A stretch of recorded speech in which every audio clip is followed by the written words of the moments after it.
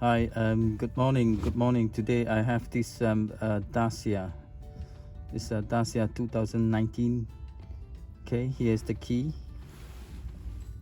Okay. I'm going to show you how to replace the battery. Yeah. Okay. So if you turn it around, you turn around like that. Yeah.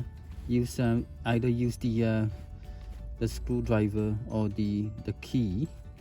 You can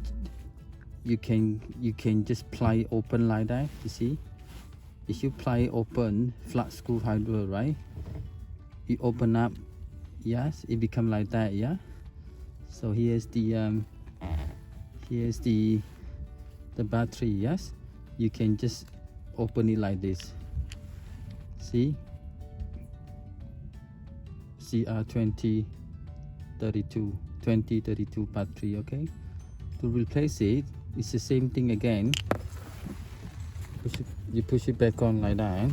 Yes, just push it back on like that. Yes, see, press it in and then line the cover back up like that. Okay, and just press it down. Press it down. You see, that's it. It's done. Very simple. This is a Dacia 2019. Okay, thank you very much. Thank you for watching. Thank you.